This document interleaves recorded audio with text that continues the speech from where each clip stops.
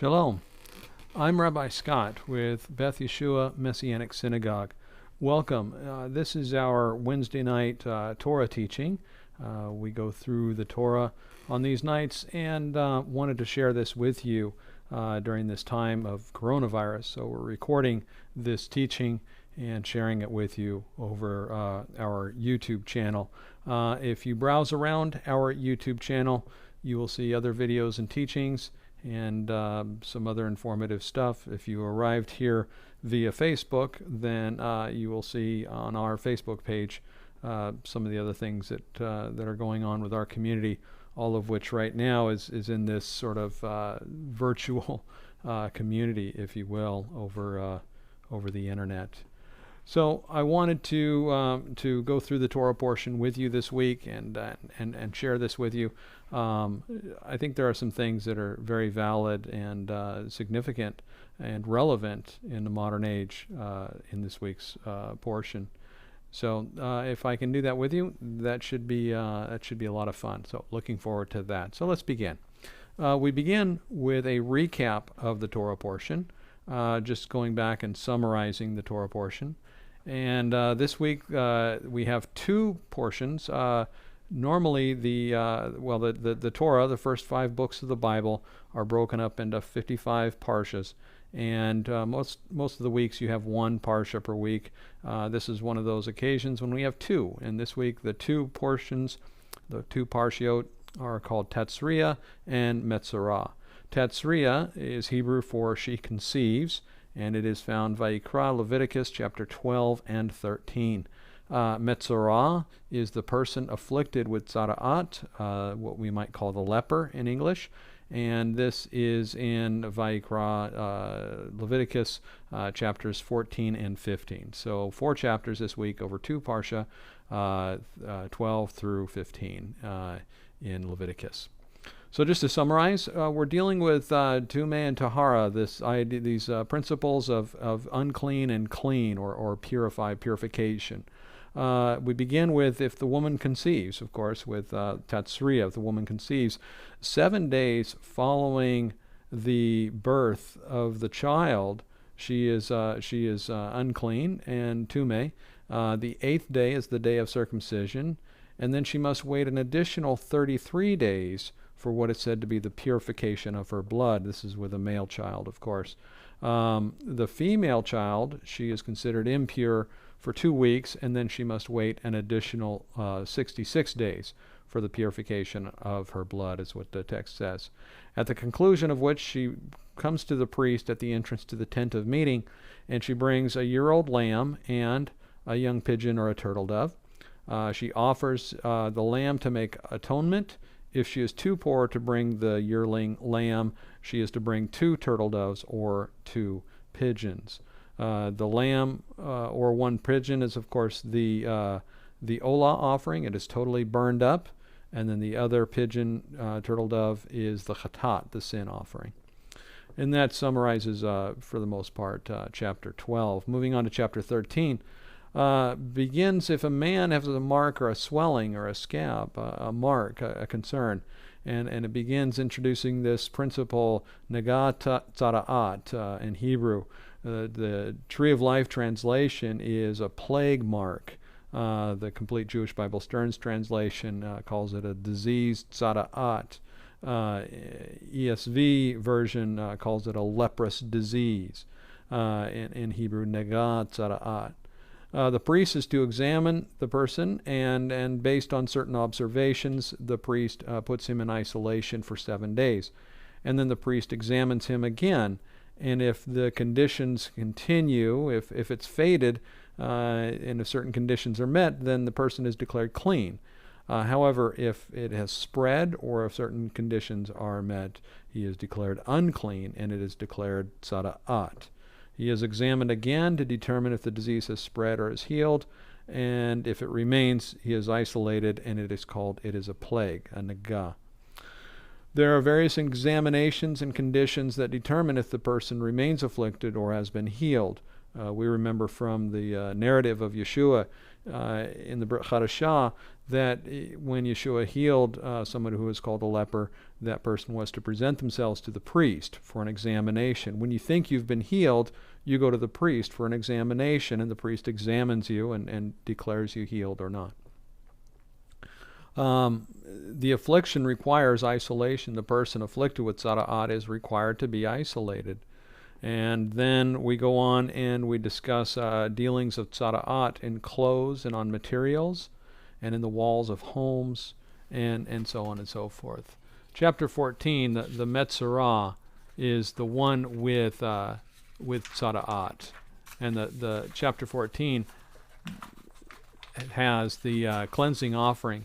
If a person is declared to be free of tzara'at, then he's to offer 2 clean living birds. If he's declared clean, if he is ruled to be cleansed and no longer, he goes through a purification ritual.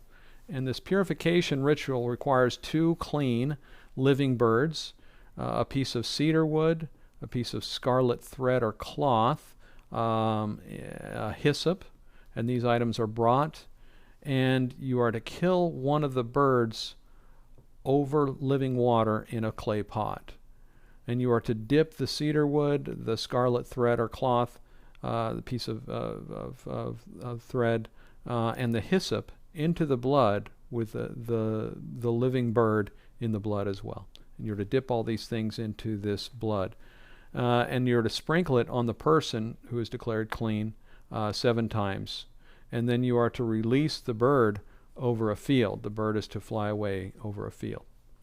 You are then to dwell outside your tent for 7 days. You are to shave all of your hair from your head, including beards and eyebrows. You are to wash your clothes and your body, and then you're declared clean. On the 8th day, you are to take 2 male lambs, some fine flour, oil, and he takes all this and he waves it from the man. The priest takes it and waves it before Adonai and sacrifices the remaining male lamb. And the person who's being cleansed, the blood is placed on the thumb, on the ear, and the toe, the right thumb, right earlobe, and the right toe. And it's also dabbed on the forehead.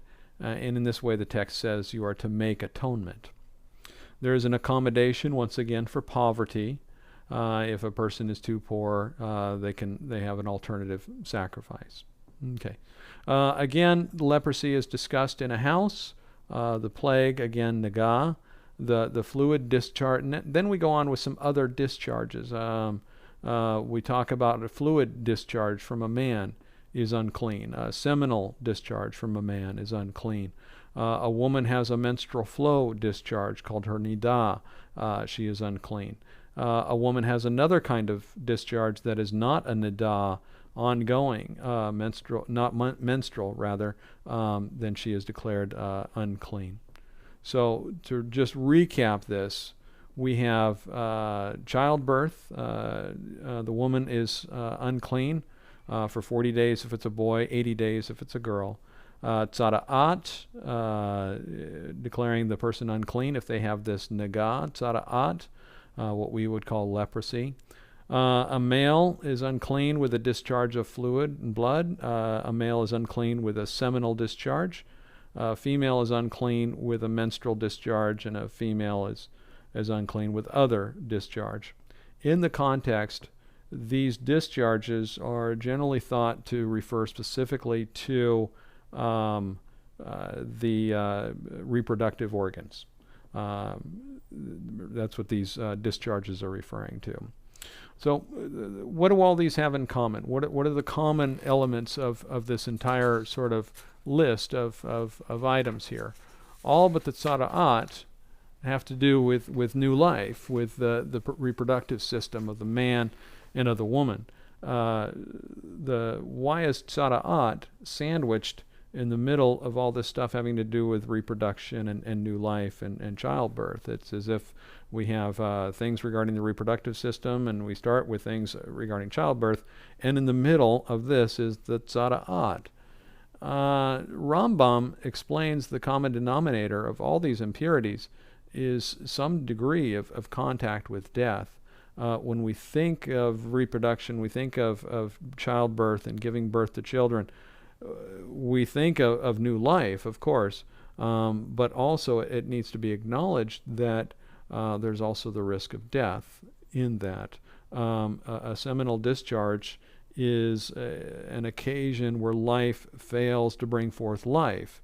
A menstrual cycle is an occasion where life fails to bring forth life. It has failed its goal. It has failed to bring about a new person, a new child. So Rambam explains that the common denominator of all these things is this contact with this death moment of sorts. Many writers speak of the Egyptians' preoccupation with death, including elaborate funeral proceedings, mummifications, tombs, pyramids, burial sites, royal sarcophagus, and things like this. The Egyptians were characterized as perhaps even a death cult, if you will.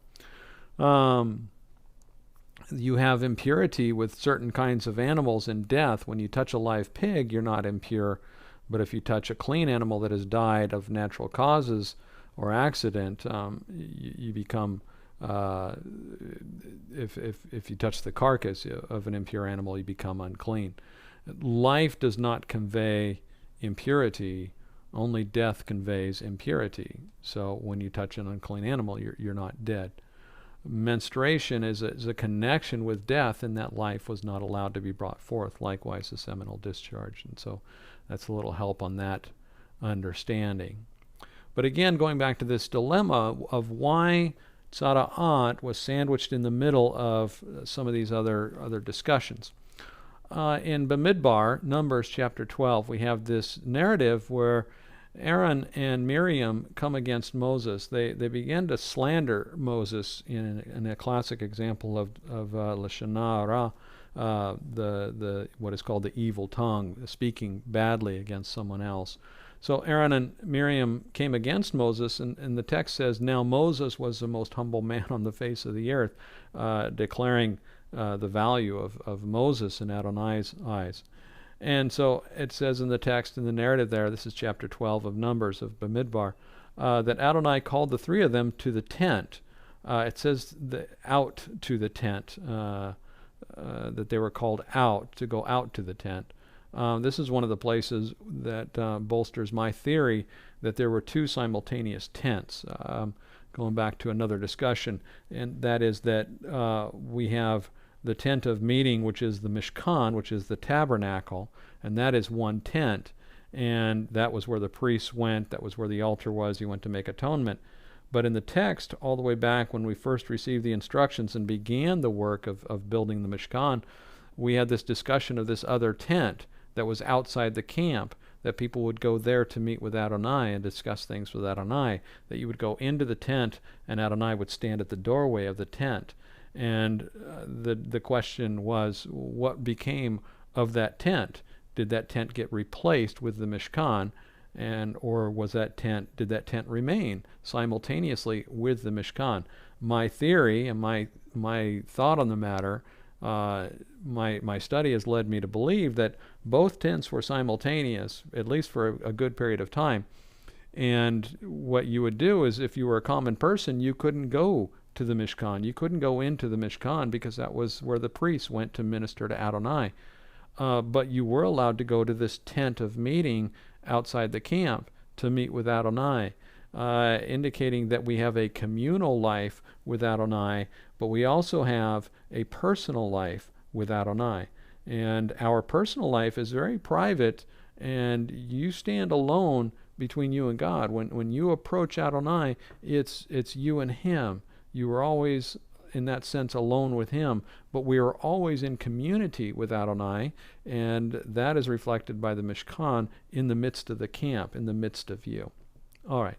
So again, this is one of those places where in my thought that it refers to going out to the tent of meeting, that this is one of the places where I think is an indicator of two tents. In any case, going back to the story, Aaron and Miriam are slandering and gossiping against Moses, And Moses is called the most humble man on the face of the earth.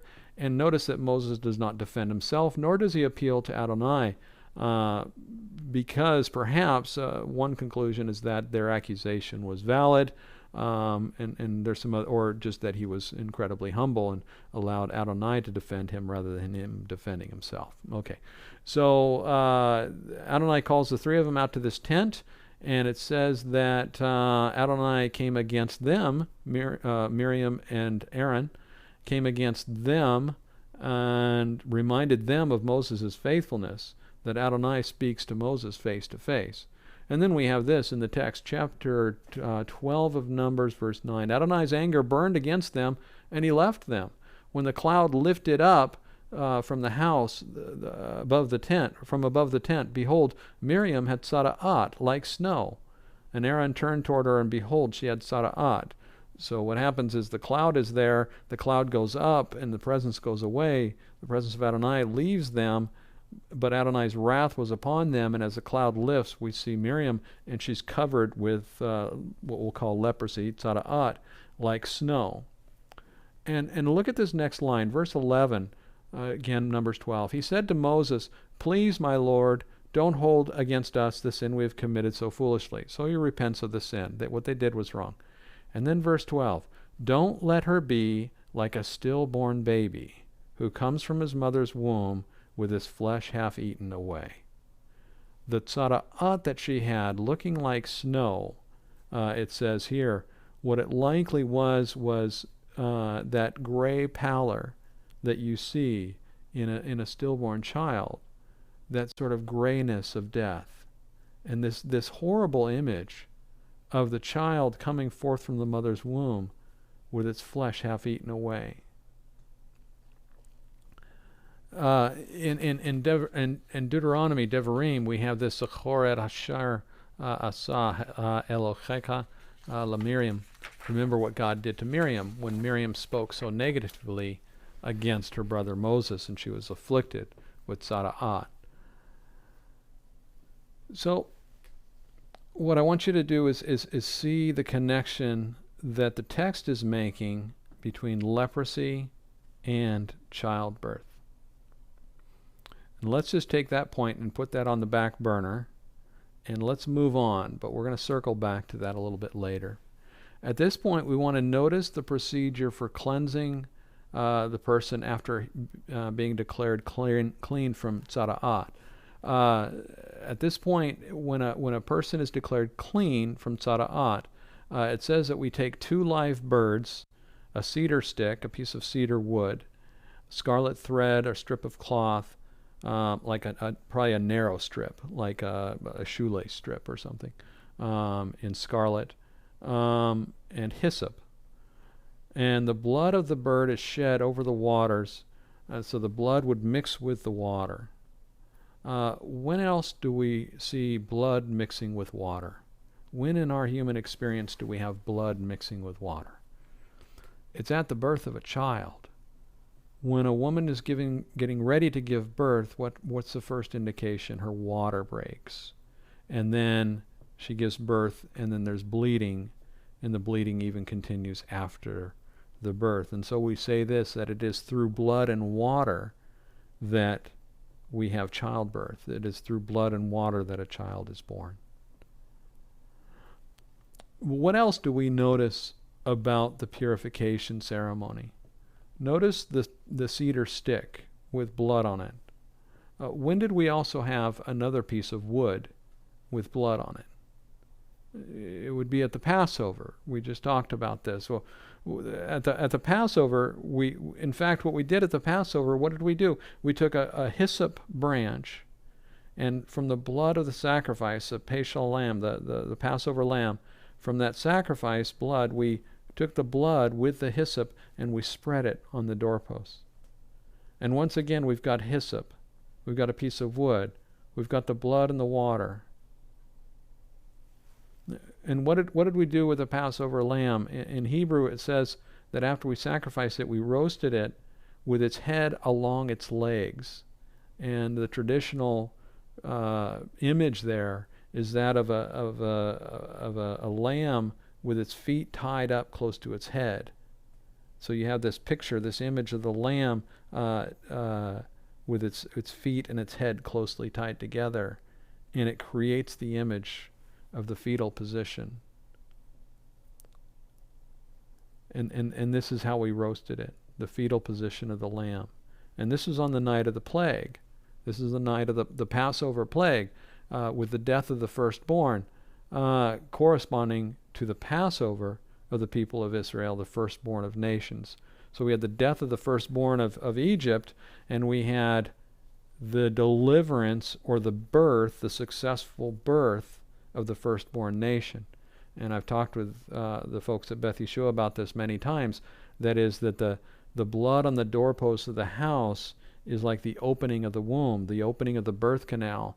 And what do you do when you're waiting for delivery? It's a long night of waiting, and you're waiting, and you're waiting, and then the baby bursts forth, and the children of Israel burst forth out of their homes, out of their wombs, through this doorway of blood, and out into the new day and the new light and the new life, deliverance from slavery.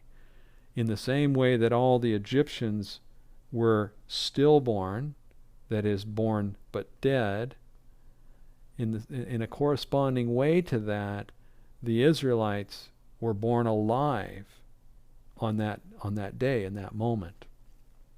All right. Remember the purification ritual for tzara'at, the two birds. One of the birds is put to death, and one is set free over a field and escapes and flies away. In Egypt, we had one of the birds, if you will, the firstborn, is put to death, and the other, the children of Israel, are free to escape. They're set free and they escape. So we have these literary connections between tzara'at and childbirth, vis-a-vis the purification ritual. So let's talk about tzara'at from the perspective of leprosy. Currently, we have something called leprosy. It's called Hansen's disease, and it's named after the scientists who discovered the bacteria that causes the disease. The indications of the modern variant of leprosy, however, are different from those that are described in the Torah. What is described in the Bible as tzara'at is translated as leprosy in most Western translations. But the description that you have in the Bible is certainly not leprosy in our modern iteration. So what is happening here with this tzara'at and leprosy and Hansen's disease? How do we reconcile these things? Okay, there are a few theories.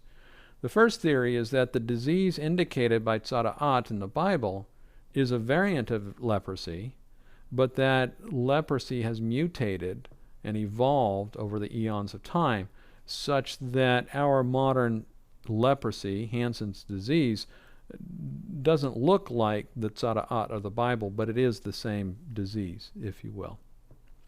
The second theory is that tzara'at in Scripture is actually not a physiological disease at all. It's a spiritual affliction or a spiritual disease or a spiritual condition that has a physical manifestation. It's almost if you will, it's a supernatural affliction that betrays you.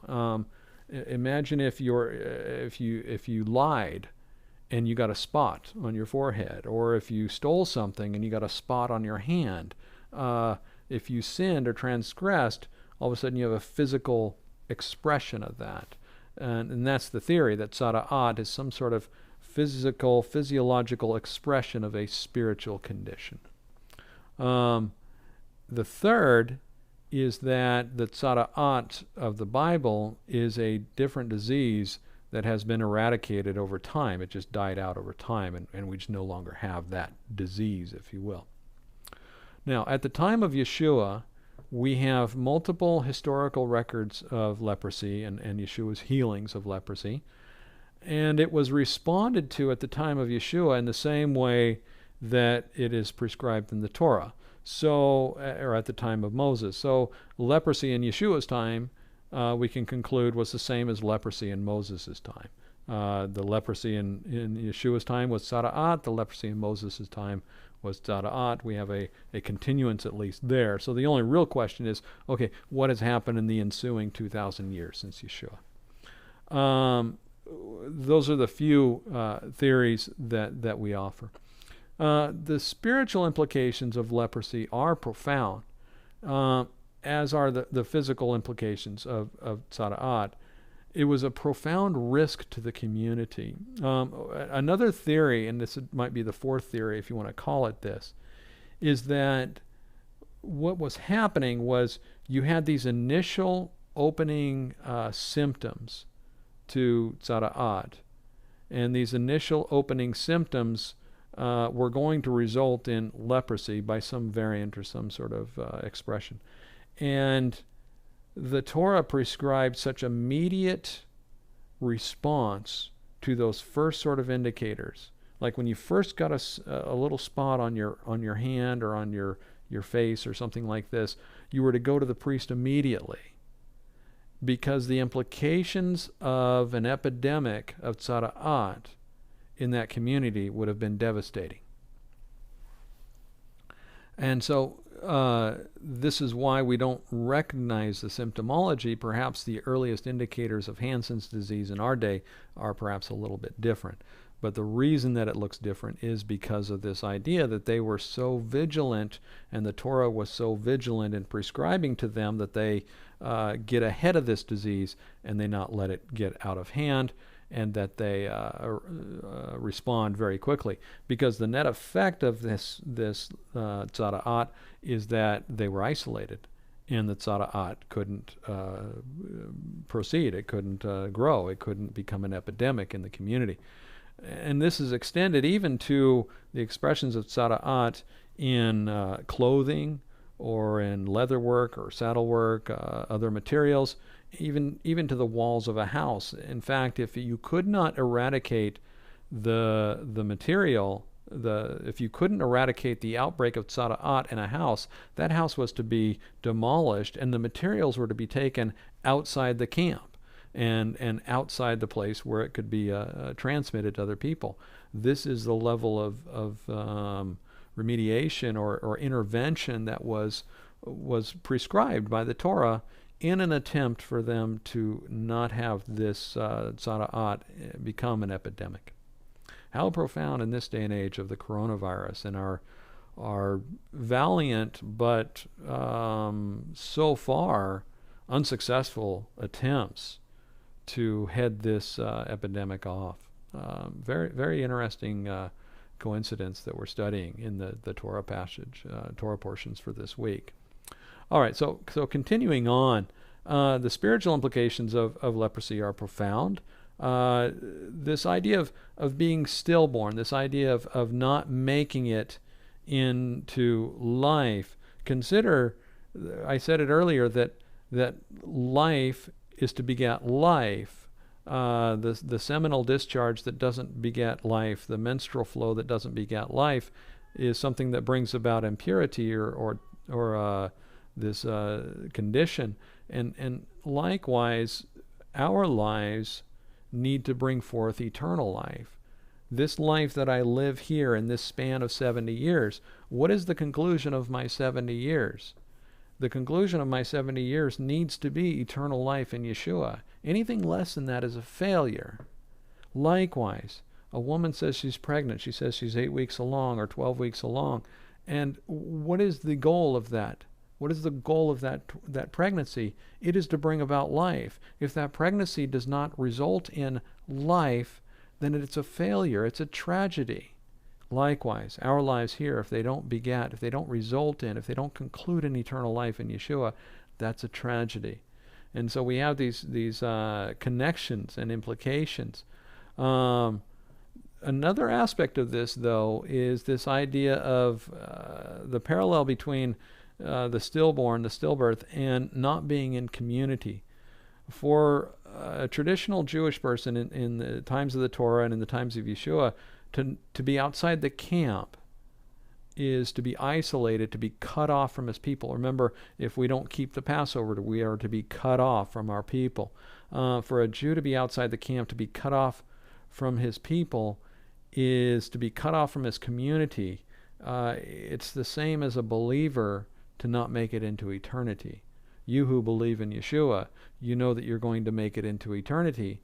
And yet, imagine if you believed in Yeshua but couldn't make it into eternity for whatever reason. I know maybe that's your theological understandings don't allow you to think that way. But if you can, just consider the idea of believing in Yeshua but not being able to make the conclusion into eternity, not being able to be in community in eternity. This is what it meant for the Jew to be outside the camp, to be cut off from his people. A refusal to accept the personal requirement and personal atonement of the gift of atonement is a person who is outside the camp, who is outside the community. A person who does not accept Yeshua will be outside the community in eternity. The Torah describes the Metzorah, the person, the leper, as a person with tzara'at, as being stuck between death and life. They are stranded between life and death. The body is dying, but they're still alive. And it's interesting that the person with tzara'at, the person with extreme leprosy, yes, their body looks like the stillborn child, the one that was spoken of by Aaron. Continuing on, traditional Judaism speaks of the individual and the community as being two parts of a person. These are the two aspects of our character, our personality, in that you are alive in yourself, but you are outside the community. You may be alive in Judaism, but you're dead in your relationship to Adonai through Yeshua. And this is the horrible conclusion of Judaism. A Judaism that does not result in belief in Yeshua is the same as the stillborn child. It's a tragedy. So what do we have here? We have to go through purification to rejoin the community when we're afflicted with tzara'at. You must go through purification to enter into eternity. That purification is the washing of the blood of Yeshua. Continuing on with these aspects of community, if I were to describe a person, say I describe a person as a fullback, and I tell you that they run, they block, they catch passes, they make plays, they score, and I say they're a fullback, and what are you missing? You're missing a crucial piece of information. What team are they on? Because the different teams are going to implement their fullback differently. A fullback for Tampa Bay and a fullback for Miami are going to function a little bit differently. The characteristics of the position and the person are products in part of the community. The characteristics of the person in the community, the products of their position vis-a-vis the camp of eternity, that is to say that our characteristics are a product of our relationship with Adonai, yes, but they're also a product of our community's relationship with Adonai. In Judaism, spirituality is an expression of both individuality and community.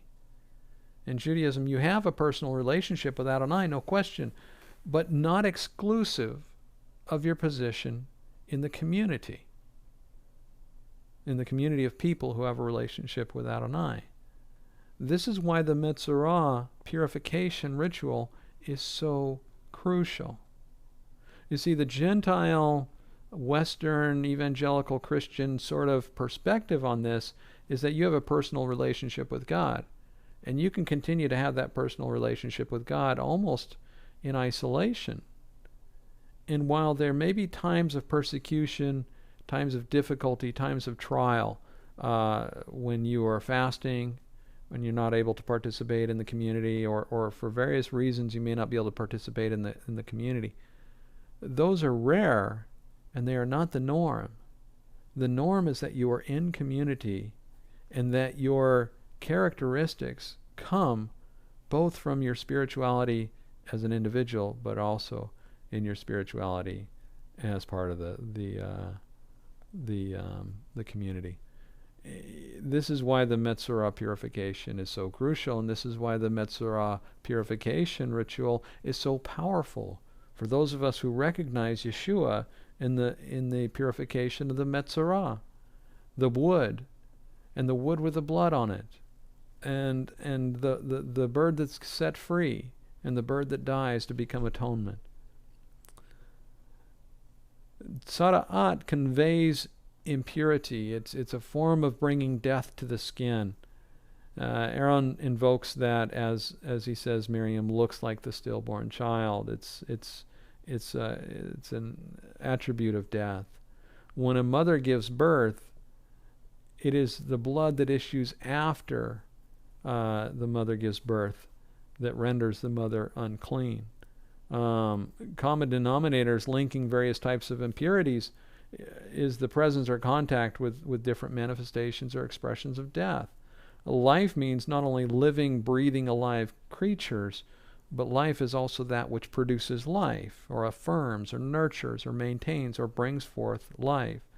There is a spiritual overlap between physical life and spiritual life. There is a spiritual overlap between the clean and the unclean. This is all exemplified in our current Parsha.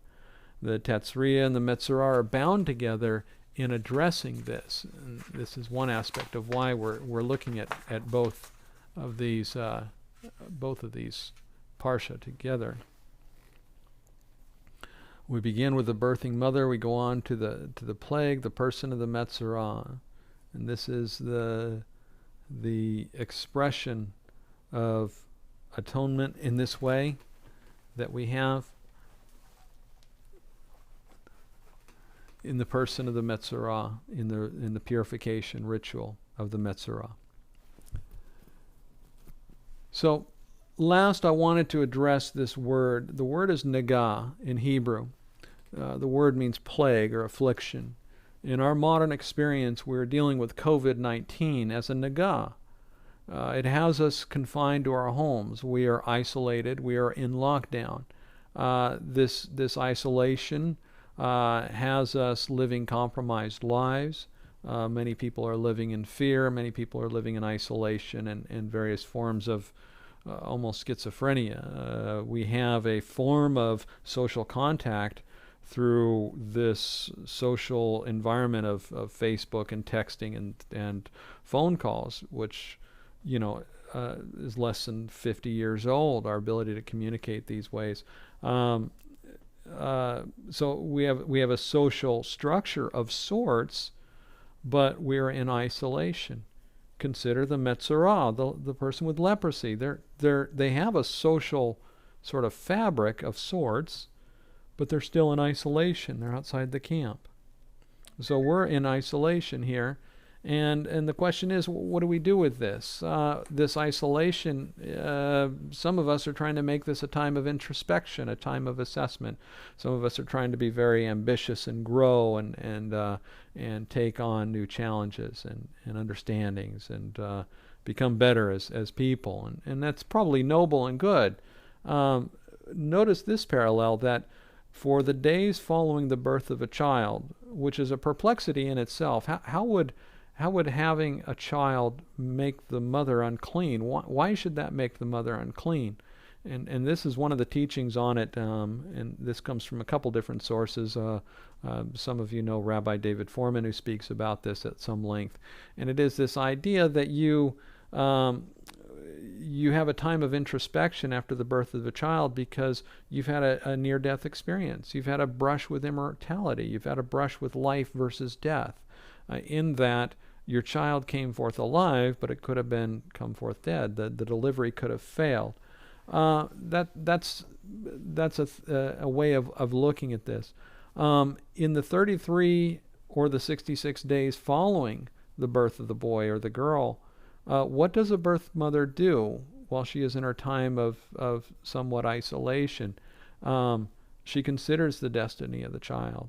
She ponders the life of the child. She ponders how she's ended up here. You've got time on your hands to think. We who are in lockdown for COVID-19, we've got time on our hands to think and to ponder and to wonder and to assess our lives, and hopefully we're making good use of that time. The mother of this new child has time to dream and wonder and ponder. Remember the quotes about Miriam, the mother of Yeshua, Mary, that she pondered all these things in her heart. She wondered about all these things in her heart. In the days of our isolation as a result of this, we should also ponder and consider our lives, consider our destiny, consider eternity, consider community. Remember when the purification ritual, after the purification ritual, the person was to, or after the person was declared clean, where were they to go? They were to go to their tent, but they weren't to go inside their tent. They had to stay outside their tent. And they had all the hair on their head shaved off. So they were there, and they waited for the prescribed days. I think it's 7 days. What does that remind us of? You're bald, and you've got no hair, no beard, no eyebrows. Well, that's how we all came forth from the womb. We all came forth from the womb born without hair on our head for the most part. I mean, sure, there's a little fuzz here and there. And some of our babies are born with a full head of hair, and I know that's remarkable when it happens. But the vast majority is we don't have any hair on our head, just a little fuzz here and there. And yeah, that's what it looks like. You see, the coming out of the Metzorah is a connection with our birth. And this is the point of it. That coming out of this COVID-19 season, I hope we have a connection to, first of all, our birth in Yeshua. And if we don't have our birth, our rebirth in Yeshua, then I would encourage you to consider Yeshua, who is the Jewish Messiah. He is the Melech Machal HaMelachim, the King of all kings. He is the Prince and Lord of salvation. He is Yeshua HaMashiach. He is the one that you were looking for. And if you want to reach out and contact me for further discussion on that, I would love to talk to you about that. But what we have is this time during this COVID-19 to consider our birth, but also to consider being born again out of this affliction. When COVID-19 passes, we are all going to be born again, reborn into community, in the same way the Metzorah, the leper, is reborn into community. This is what I'm anticipating. This is what I'm looking forward to. And we don't know how long it's going to be. We want to be premature. We want this to end prematurely. We want to be reborn into community just as soon as possible. This is the urgent need of these times. A few more notes. Tzada'at conveys impurity, the death of the skin, and once again the common denominator that life means not only breathing alive creatures, but it also means those creatures that have passed and those creatures that give life when they give life, and that it isn't just living, but it's living to beget life, I guess is how I would say it. Sorry for the confusion there. That's the opposite of the tzada'at.